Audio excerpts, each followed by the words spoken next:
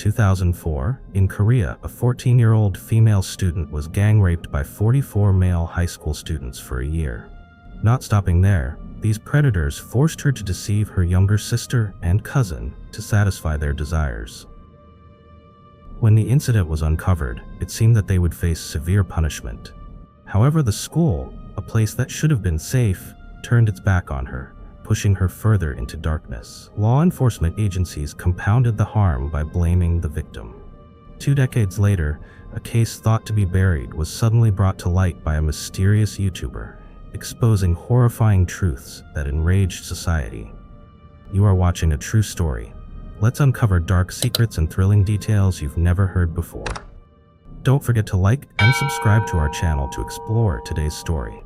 Miryang, where the incident occurred, is a small city in Gyeongsangnam Province, South Korea.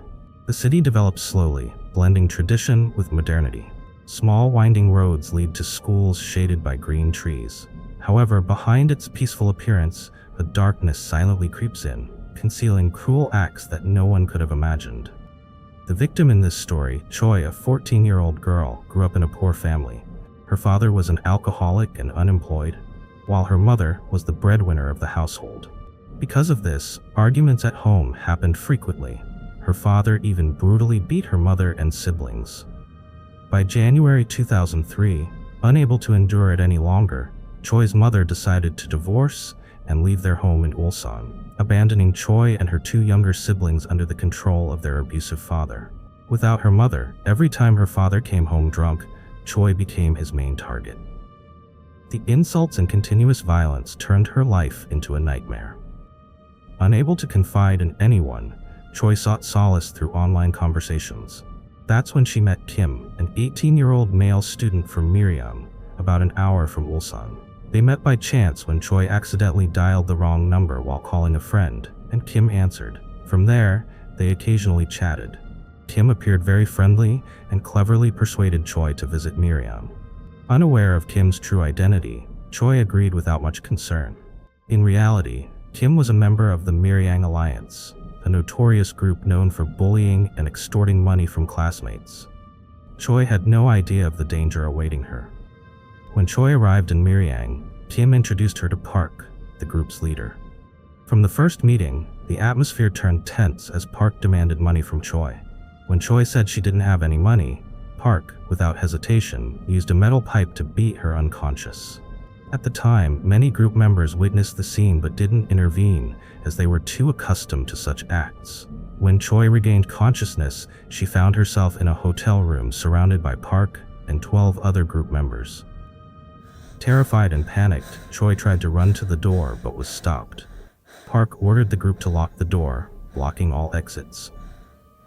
The group then attacked her, tearing off her clothes and taking turns sexually assaulting her. Not stopping there, they used other objects in the room to intensify the torture, causing severe injuries to Choi. These barbaric acts not only left physical scars but also caused significant long-term health issues for Choi, particularly severe gynecological problems.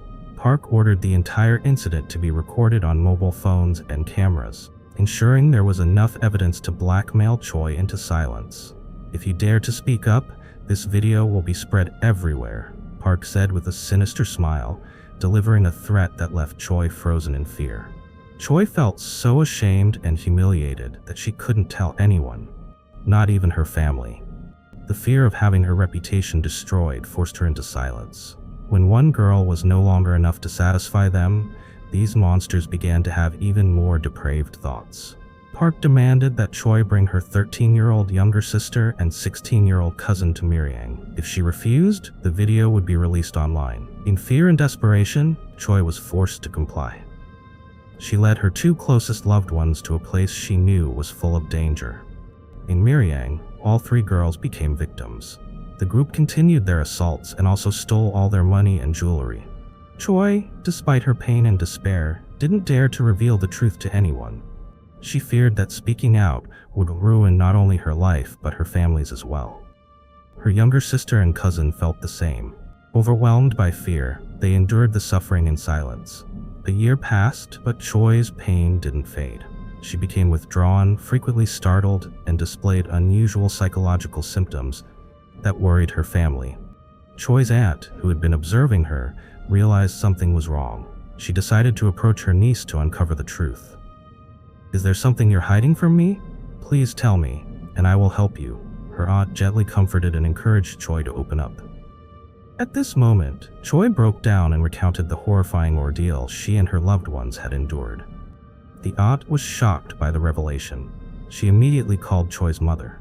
Choi's mother returned quickly, unable to believe that her daughter had endured such unbearable pain for an entire year without anyone knowing.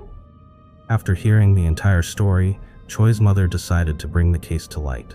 Despite her fears, she couldn't let this crime remain buried. On November 25, 2004, Choi's mother, with all her courage, called the police to report the incident. She demanded strict protection of her daughter's identity. The police also promised a confidential investigation and the protection of the victim's identity. However, this promise was quickly broken. On December 6, 2004, based on the information Choi provided, the police conducted a major public operation announcing that 44 suspects had been brought to the Namdong police station in Ulsan. Among the 44 arrested, 35 were high school students from Miryang. What should have been a confidential investigation now became the center of public attention. During the investigation, a report containing the victim's name, age, and address was leaked. This caused Choi and her family to fall into panic. The police had promised to assign a female officer to interview the victim to minimize psychological trauma. Instead, Choi was confronted by a male officer. During the first interview, the officer was not only unprofessional, but also insulted Choi with cruel questions. "Didn't you enjoy it? Or did you willingly go to them? You've ruined the reputation of my hometown, Miryang. What do you plan to do about my life and the people here?" These remarks left Choi feeling more humiliated and terrified than ever. Furthermore, the police required Choi to face each of the 44 suspects directly. Each time, she had to recount the details of what had happened. In total, Choi was summoned over 30 times for the investigation. Each interrogation lasted 7 to 8 hours, exhausting her both physically and mentally. The injustice and inhumane treatment by the police enraged women's and civil rights organizations in South Korea, leading to protests and demands for immediate action. Public scrutiny intensified, focusing on how the police failed to protect the victim and instead subjected her to further severe psychological trauma. Public outrage peaked, forcing the police to disband the initial investigative team of 4 officers directly handling the case and 4 others involved during the process. A new investigative team with female officers was formed to minimize the victim's psychological trauma and restore public trust. Under growing public pressure, the prosecution established a special investigation unit to ensure transparency and objectivity in the case. A reporter from MBC, who was the first to cover the case, revealed that shortly after the incident, a promotion review for the officers involved had taken place, fueling further public anger. 8 officers disciplined earlier for investigative misconduct were reinstated within a year, exacerbating societal frustration. During this time, Choi and her family received threats from the suspects and their parents. "If you ruin our son's life, you won't live in peace," one parent directly told Choi's mother, intensifying her fears for her family's safety. At Choi's school, the case became a hot topic of gossip. However, instead of protection, Choi was scolded by some teachers, who accused her of bringing disgrace to the school. Some teachers even implied that Choi was to blame for the incident, further damaging her self-esteem. The identities of Choi and her younger sister were leaked, forcing the family to move elsewhere. In January 2005, Choi, her sister, and their mother relocated to Seoul to start anew. In Seoul, Choi and her sister were admitted to John Severance Hospital for treatment. Doctors revealed that Choi's condition was severe. She suffered from both physical and psychological trauma, with dangerous complications resulting from prolonged abuse and neglect. During therapy sessions, Choi often cried. Alone with her therapist, she shared feelings of abandonment by her mother and the torment she endured from her abusers, seeking empathy. After a month of treatment, Choi was discharged, but her depression and extreme thoughts persisted. She attempted suicide several times by jumping in front of subway trains, but was rescued in time. Concerned by Choi's dangerous behavior, her family decided to readmit her to the hospital for continued psychiatric care. During this time, Choi's father and relatives of the suspects visited her, proposing reconciliation.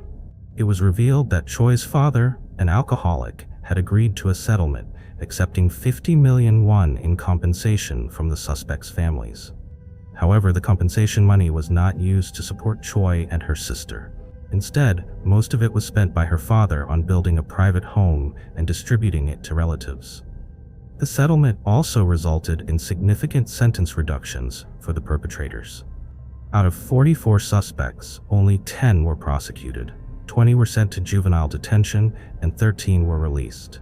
After the settlement, Choi's father transferred custody of her and her sister back to their mother. The two sisters lived with their mother in a small rented room in Seoul, relying on social assistance. Meanwhile, Choi's younger brother continued to live with their father in Ulsan. Not long after, Choi's father passed away due to alcohol abuse, while Choi and her mother continued their fight for justice. They filed a lawsuit against the police, demanding compensation for severe investigative misconduct. On March 18, 2007, after persistent efforts by Choi's family, the Seoul High Court ordered the government to compensate the victim and her family. According to the ruling, Choi and her sister received 30 million won, while their mother was awarded 10 million won. On June 16, 2008, the South Korean Supreme Court upheld the ruling, concluding the financial compensation aspect of the prolonged case. By April 2005, Choi and her mother began searching for a new high school for her to continue her education, but every school refused to accept her. After legal intervention, a public high school in Seoul finally agreed to admit Choi, but challenges arose almost immediately.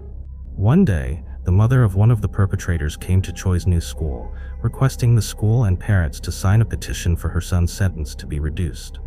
Unable to endure the harassment, Choi was forced to drop out, once again giving up hope for a normal future. Choi's lawyer shared that after leaving school, she fell into a deep depression. She spent most of her time on the computer and worked short-term part-time jobs. Choi also struggled with weight gain due to stress-induced overeating, leading to frequent job changes and a constant sense of instability. Meanwhile, among the perpetrators, only 10 out of 44 were prosecuted and sent to juvenile detention, while 34 escaped criminal charges thanks to the settlement.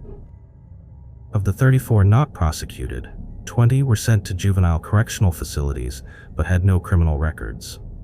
Another member of the group was transferred to a different police jurisdiction due to involvement in an unrelated case, but faced no responsibility for Choi's case.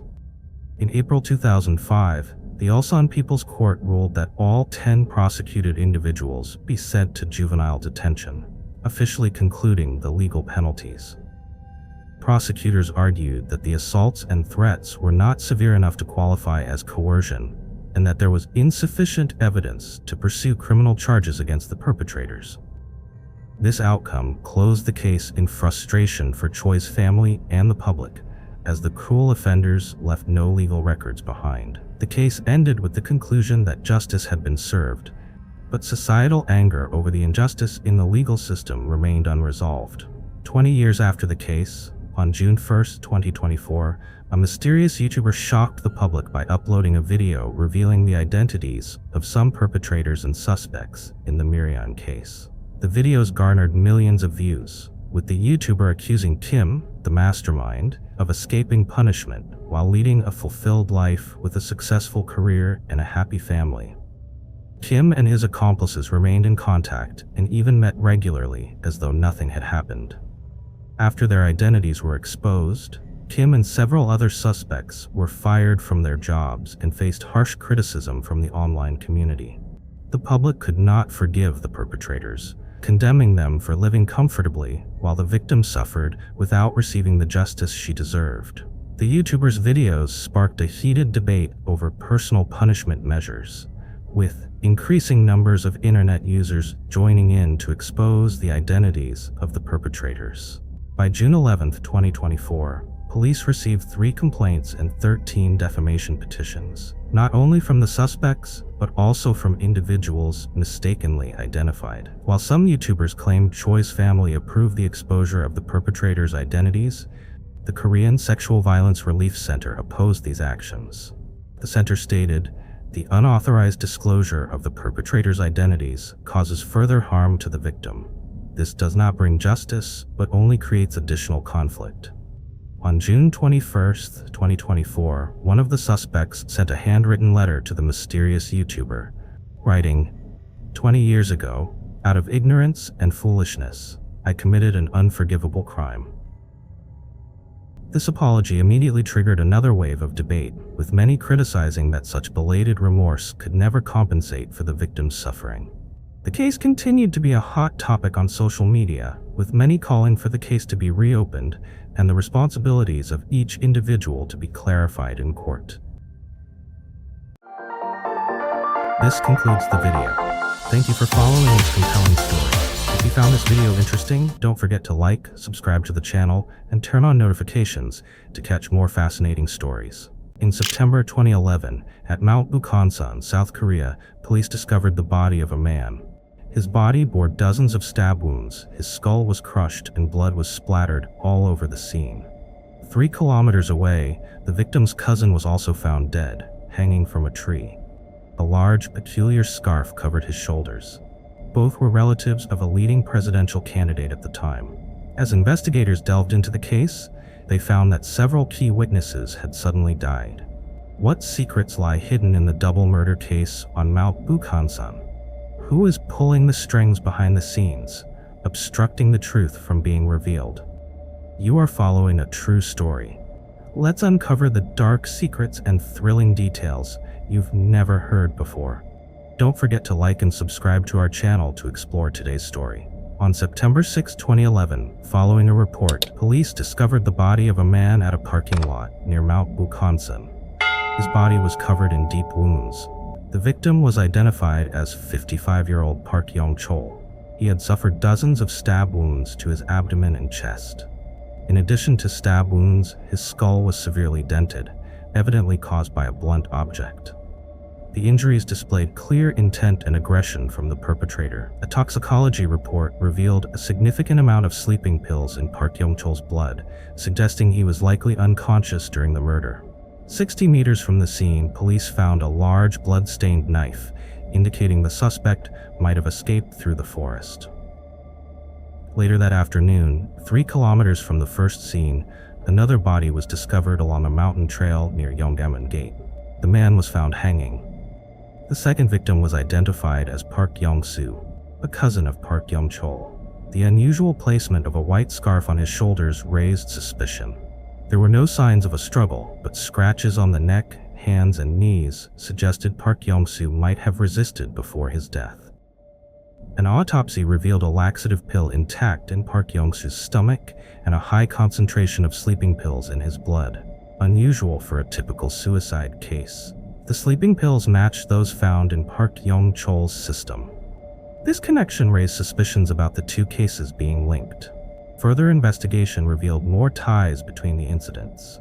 The first victim, Park Yong-chol, was not an ordinary man. He was a 5th cousin of Park Geun-hye, a prominent presidential candidate at the time.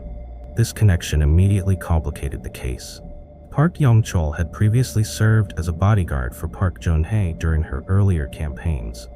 His close ties to the Park family led to speculation that he might have known sensitive secrets about them. The second victim, Park Yong-soo, found hanging 3 kilometers away, was also a cousin of the first victim.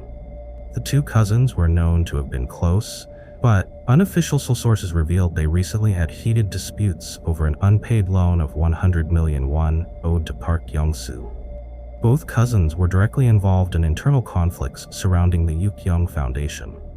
The foundation was established to honor Yuk-young-soo, the late wife of former President Park Chung-hee, after her assassination in 1974. Its primary purpose was to carry out charitable activities supporting education, culture, and community development, focusing on children and youth. Additionally, an insider close to Park Yong-chol disclosed that he possessed critical documents related to the Yukyeong Foundation.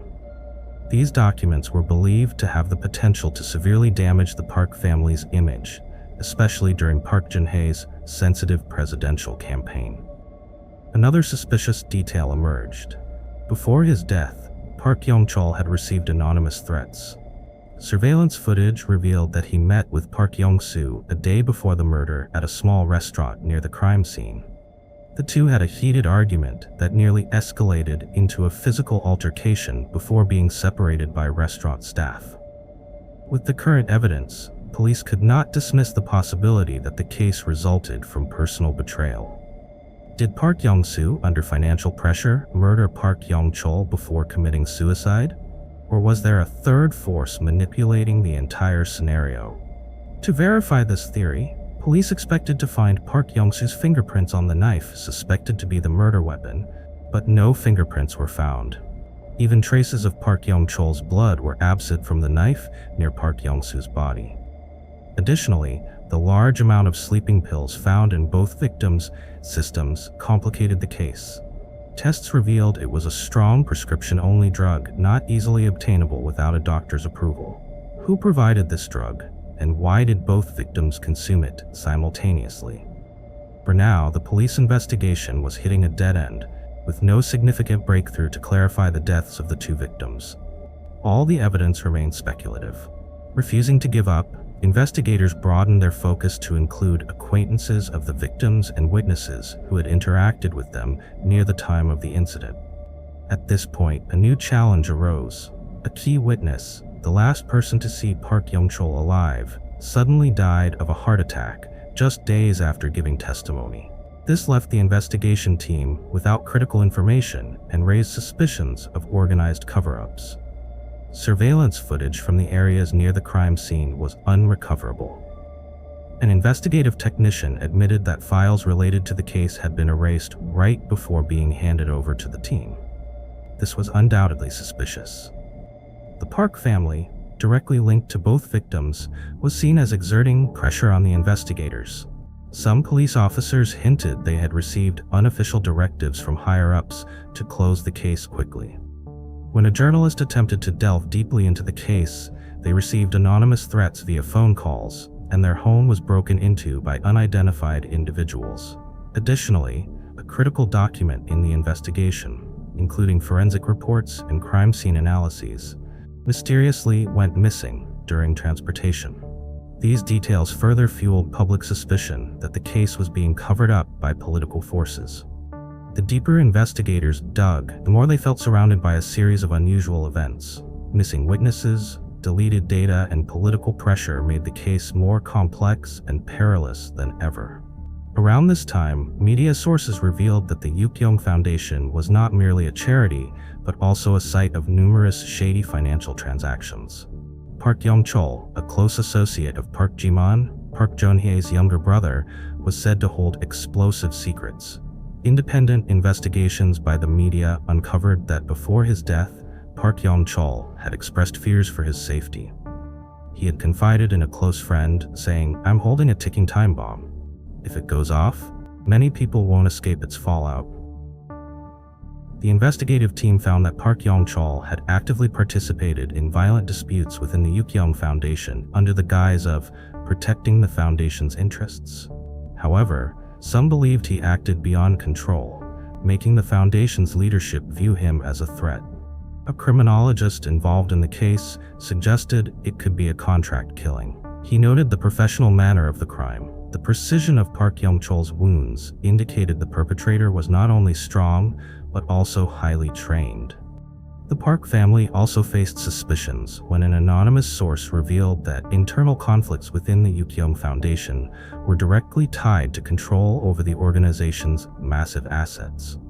In his role as a powerful intermediary, Park Yong-chol was believed to know too much and posed a potential risk of exposing sensitive secrets. An anonymous witness gave shocking testimony, claiming that Park Yong-chol had been under surveillance before his death. He knew he was being watched, but could do nothing except await a brutal strike, the witness stated. Internal conflicts within the Park family, especially between Park Ji-man and Park Jun-young, became a focal point. Park Yong-chol was said to have sided with Park Ji-man in disputes over control of the Yukyeong Foundation, but this made him a threat to other family members. Although police compiled a list of potential suspects, including those who had clashed with Park Yong-chol at the Yukyeong Foundation, none were arrested. It appeared that this action was merely for show, aimed at appeasing public outrage. After all the difficulties and unverified information from the media, the police quickly presented a preliminary conclusion. The case was a murder-suicide. According to them, Park Yong-soo murdered his cousin, Park Yong-chol, in a fit of anger over financial disputes before taking his own life to escape guilt. Investigators claim that the conflict between the cousins stemmed from a 100 million won loan that Park Yong-chol had borrowed but failed to repay. This hypothesis was based on testimony from an acquaintance who had heard Park Yong-soo complain about being abandoned after providing financial assistance. Police asserted that Park Yong-soo had meticulously planned the crime. He was alleged to have purchased the knife and rope days before the incident. At this point, the police revealed a suicide note found at Park Yong-soo's home. The brief yet emotional note requested his family cremate him and scatter his ashes at sea after his death. However, many argued that the tone of the note didn't match Park Yong-soo's personality, described as quiet and straightforward. Police further cited that on the night of the crime, Park Yong-soo hadn't consumed alcohol, while Park Yong-chol was found to have a high blood alcohol level. They speculated that Park Yong-soo took advantage of his cousin's drunken state to commit the crime. However, this contradicted earlier reports of a large dose of sedatives found in the victim's bloodstream. Some internal investigators expressed doubts about this conclusion. They pointed out that the injuries on Park Yong-chol's body, dozens of stab wounds and a crushed skull, required a strong and experienced assailant, which did not match Park Yong-soo's profile. Forensic experts also found no fingerprints or DNA from Park Yong-soo on the murder weapon. This raised questions. How could Park Yong-soo commit the crime without leaving any trace? This led to further suspicion. Was a third party involved? Several relatives of the victims expressed doubts about the police's hypothesis. They insisted that the relationship between Park Yong-chol and Park Yong-soo was amicable, with Park Yong-soo even having supported his cousin financially in his business ventures. Mounting public pressure and the victim's family forced the police to revisit their conclusion. More questions arose. Who had the motive to kill Park Yong-chol? And why did Park Yong-soo's death resemble a staged suicide? Investigators quickly returned to the theory of a contract killing. Park Yong-chol had deep ties to the Yukyeong Foundation, a wealthy but contentious organization controlled by Park Geun-hye's family. An anonymous witness claimed to have overheard Park Yong-chol discussing his intent to expose sensitive information about the Park family, including shady financial dealings and ties to organized crime. This witness speculated that this might have made him a target for elimination. Investigators uncovered that years earlier, Park Yong-chol had been assigned to deal with Shin Dong-wook, Park Jun-ryong's husband. However, the plan failed, and he was subsequently ostracized by those who once trusted him. Within the Park family, disputes over control of the Yukyeong Foundation became the primary source of conflict. The foundation's assets, valued at trillions of won, including real estate and revenue from business operations, became the focus of all three Park siblings. The conflict peaked when Park Ji-man and Park Jun-hye allied to oust Park Jun-ryong for managing the foundation. Park Yong-chol's actions further complicated the situation. He was believed to have gathered evidence of secret transactions and was allegedly planning to reveal them. However, this could have been the reason he was targeted for assassination. His murder occurred while the Park family was striving to protect their image during Park Geun-hye's presidential campaign, fueling suspicion that he knew too much. At the time, Park Geun-hye was running for president, and any scandal could jeopardize her political career. An independent investigative journalist attempted to report on connections between the case and Park Geun-hye's campaign. However, just as the article was about to be published, the journalist received threats. Think carefully before touching something that isn't yours. Political pressure mounted as the case became the center of controversy. Investigators faced pressure from all sides while the secrets behind the case remained shrouded in darkness. This prompted the police to hastily close the case, concluding that Park Yong-soo killed Park Yong-chol in a fit of anger over financial disputes before committing suicide out of guilt. For years, attempts to reopen the case fell into dead ends. Key witnesses either refused to cooperate or died under suspicious circumstances. Among them was a former aide of Park Ji-man, believed to hold crucial information, but who died of a heart attack just before testifying.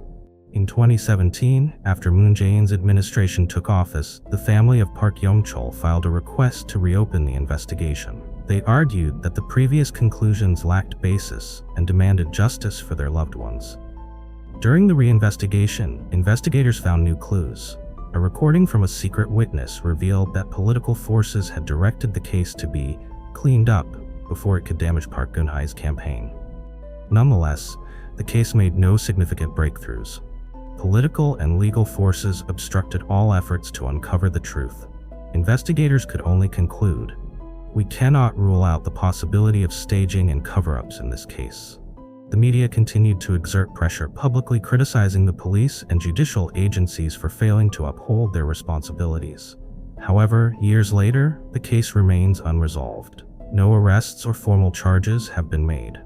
Questions surrounding the case persist, leaving a stain on South Korea's judicial history. Despite despair, the victim's family continues to fight for the truth. A relative of Park Yong-chol stated, "We will never give up.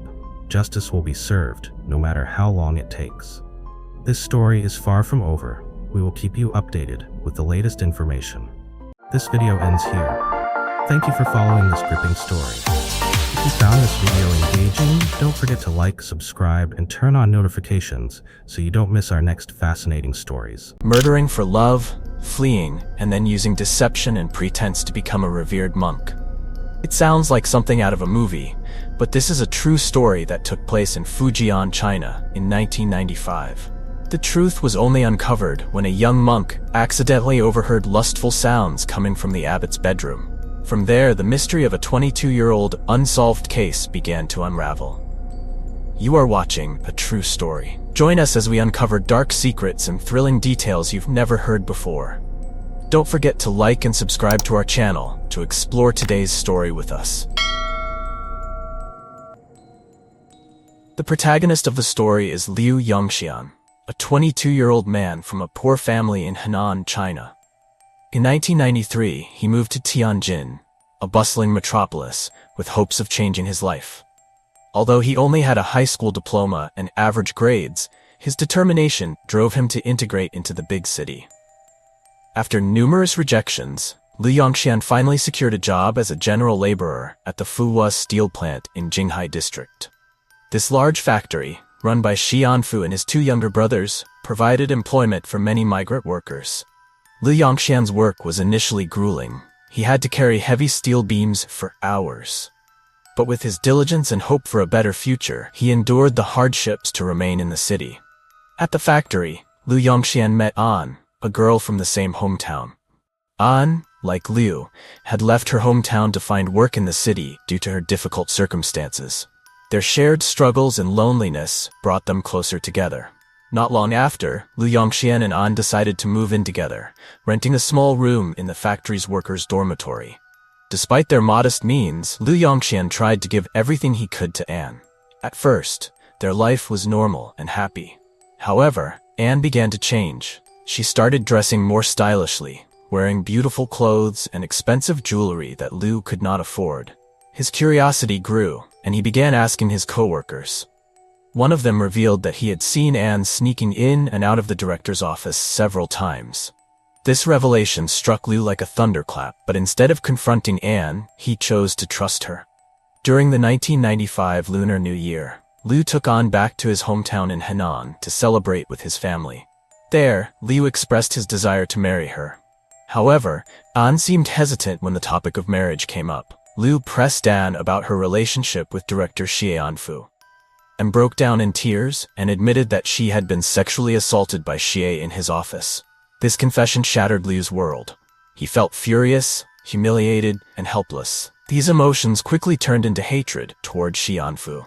On the cold, windy night of February 28, 1995, Liu boarded a train back to Tianjin with a single thought: revenge. He meticulously planned his actions, intending to end his suffering through his own means. This was the beginning of a dark chain of events that led to irreversible tragedy. Back in Tianjin, consumed by rage and despair, Liu silently snuck into the Fua steel plant. He headed straight to Director Xianfu's office, filled with a burning desire for vengeance. Entering the room, he found Xie sleeping soundly in bed. Liu grabbed a heavy steel plate from the corner of the room and with all his strength struck Xie.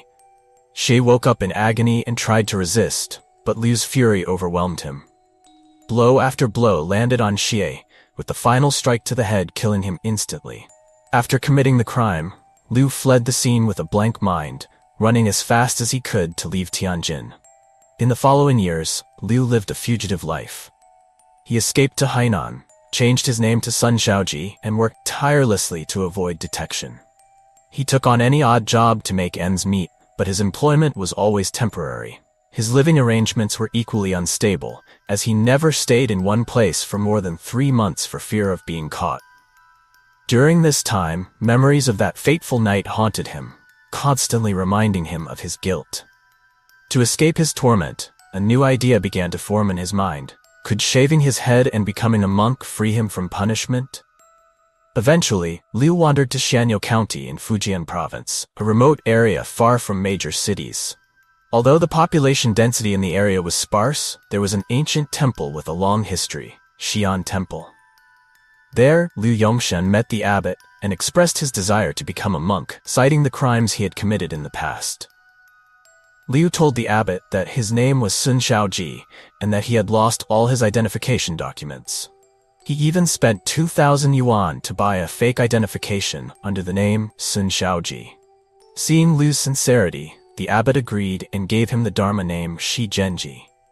Shi Zhenji quickly adapted to life at the temple. His intelligence, eagerness to learn, and diligence earned him the admiration of others. However, deep down, Shi Zhenji was not content with living a quiet, obscure life at this small temple. With the support of the aging abbot, Shi Zhenji was sent to study at the Guangdong Buddhist Institute. There, he gained knowledge of Buddhist scriptures and formed connections with influential figures in the Buddhist community, gradually building important relationships for his greater ambitions. When the elderly abbot passed away, Shi Zhenji returned to Fujian to take on the role of abbot at Xi'an Temple. From there, he began expanding the temple, raising funds for renovations, and increasing its fame and prosperity. His reputation spread, and he was respected as a highly accomplished monk. With a successful career and reputation at Xi'an Temple, Shi Zhenji's desires began to resurface. Deep down, he had never truly embraced the monastic life, but saw it as a career and an escape from his past. One day, while strolling through a bustling street in Fujian, his gaze fell upon a young woman. Guo Xiaomai, a recent university graduate with a delicate face and bright eyes. Guo Xiaomai stood out in the crowd with her innocent and naive demeanor, as if waiting for guidance in her life. Her purity and natural beauty captivated Shi Zhenji, who decided to approach her. Using his deep knowledge of Buddhist teachings and eloquent speech, Shi Zhenji started a conversation with Guo Xiaomai. His calm and profound voice made her feel that he was a mysterious man with a spiritual power capable of understanding her innermost thoughts. After several meetings, Shi Zhenji skillfully exploited Guo Xiaomai's emotions, preaching Buddhist philosophy and offering comforting, encouraging words that made her feel understood and guided. Gradually, the young woman began to trust him and viewed him as a spiritual mentor. Shi Zhenji didn't stop there. He even persuaded Guo Xiaomai to shave her head and become a nun, seeking liberation from worldly troubles. Initially hesitant, Guo eventually agreed, swayed by his persuasive and enticing words. Trusting in the image of a highly virtuous monk, Guo entered Xi'an Temple, believing it would bring her true peace of mind. However, Shi Zhenji's intentions were far from pure. Bringing Guo into the temple was merely a pretext for him to get close to her without raising suspicion. By day, Shi Zhenji maintained the demeanor of a strict and dignified master. But by night, he secretly visited Guo's room. Over time, Shi Zhenji's bedroom became a place where he and Guo indulged in lust. To keep Guo complacent, Shi Zhenji promised her a comfortable life if she stayed with him. He prepared for this by quietly purchasing multiple properties in Fujian and Shenzhen. Over time, Guo no longer wished to stay in the temple and moved to Shenzhen to start a new life, pursuing her urban dreams. Shi Zhenji agreed and secretly financed her using the wealth he had accumulated. Their relationship continued in secret. To avoid suspicion, Shi Zhenji used fake documents and created a new identity as Li Wei to marry Guo. He promised to protect her and provide a happy life despite any risks. Shi Zhenji continued deceiving his followers and accumulating wealth. He purchased homes in high-end villa communities in Shenzhen and coastal Fujian, all under Guo's name to cover his tracks. Meanwhile, he maintained a humble image, driving an old Mazda and portraying himself as a simple, ascetic monk. With Shi Zhenji's financial support, Guo established a media company in Shenzhen and quickly became a wealthy businesswoman. The company's primary purpose was to launder money and legitimize their assets. Guo, backed by the financial aid of her monk husband, completely transformed. She abandoned her aspirations of being a nun and lived in a luxurious villa in Shenzhen. With a full staff of servants and a private driver, Guo Mai owned luxury goods, from clothing and handbags to expensive cars. Despite her lavish lifestyle, Guo occasionally returned to Xi'an Temple under the guise of a nun to visit Shi Zhenji. The two maintained a secret marriage and eventually had 2 children together. To ensure a prosperous life for Guo and their children, Shi Zhenji intensified his efforts to amass wealth, using every possible means to get rich. Leveraging his status in the Buddhist community, Shi Zhenji gradually built an extensive business network. He also organized public Buddhist lectures, creating trust among followers to raise donations. Through these lectures, he portrayed himself as a highly accomplished monk, claiming to help people overcome misfortunes and resolve bad luck. For most Buddhist followers, this deeply resonated with their faith, leading them to donate generously to Shi Zhenji. After receiving these donations, Shi skillfully transferred the money into his personal accounts, laundering it through his wife's company. Over time, Shi Zhenji became increasingly confident that his dual identity and complex network would never be exposed. His meticulous concealment of his past and accumulation of wealth made him believe he had evaded all risks. However, as the saying goes, the net of heaven is vast and wide, but nothing escapes it. One night at Xi'an Temple, the young monk woke up with a stomachache. Not wanting to disturb anyone, he quietly left his quarters to use the restroom. In the stillness of the night, he passed by the meditation room of Abbot Shi Zhenji. He paused when he heard strange noises coming from inside the room. It was the sound of heavy breathing from a man mixed with the muffled sobs of a woman. These sounds, blending into the silence of the night, gave the young monk a sense of unease. Curious, the monk held his breath and listened further. He distinctly recognized the voice of Abbot Shi Zhenji and that of a woman, engaged in an ambiguous conversation. Uneasiness and doubt arose within him. Why were such sounds coming from a sacred place like a Buddhist temple? The next morning, the young monk decided to report the incident to local police. He recounted what he had heard, emphasizing that the sounds came from the abbot's room late at night when everyone else was asleep. Initially skeptical, the police were swayed by the monk's conviction and the detailed account, prompting them to investigate. Upon verification, investigators discovered that Shi Zhenji, whose real identity was Liu Yongxian, had arrived at Xi'an Temple in 1995, shortly after the murder at the Fuwa steel plant. Could this be mere coincidence? To avoid alerting the suspect, the police secretly gathered information about Shi Zhenji.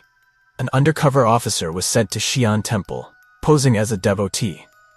After several days of visiting the temple and observing, the officer noticed a pair of cloth shoes belonging to Shi Zhenji drying in the courtyard. He quickly collected DNA samples from the shoes and sent them to a lab for analysis. The DNA test results were shocking. The DNA from the shoes matched that of the perpetrator in the 1995 Tianjin murder case. More than 20 years ago, the murderer had vanished without a trace, and now he was hiding under the guise of a revered monk. The evidence conclusively linked him to the brutal murder from years ago. On November 23, 2017, the police launched an operation to arrest him. As Liu Yongxian returned from a trip, law enforcement awaited him at the gates of Xi'an Temple. Without any resistance, he was arrested on the spot, shocking the devotees present. At the police station, confronted with irrefutable evidence, Liu Yongxian, formerly known as Shi Zhenji, confessed. He admitted his true identity and detailed his actions in the 1995 murder at Fuhua steel plant, driven by hatred toward director Xie Anfu. Liu revealed that after committing the crime, he had fled across the country, living under various false identities before seeking refuge at Xi'an Temple. He admitted that becoming a monk was not an act of repentance, but a cover to evade the law. At his trial, Liu appeared haggard. Prosecutors charged him with premeditated murder and fraud, citing his exploitation of devotees' trust to accumulate illicit wealth. He was found guilty of murder and deception. In court, Liu expressed belated remorse, saying he regretted all the crimes he had committed. However, his remorse could not undo the suffering endured by the victim's family over more than 2 decades. The court sentenced Liu Yongxian to death, with a deferred execution. After showing good behavior during his time in prison, his sentence was commuted to life imprisonment. He would spend the rest of his life in prison, facing the weight of his crimes.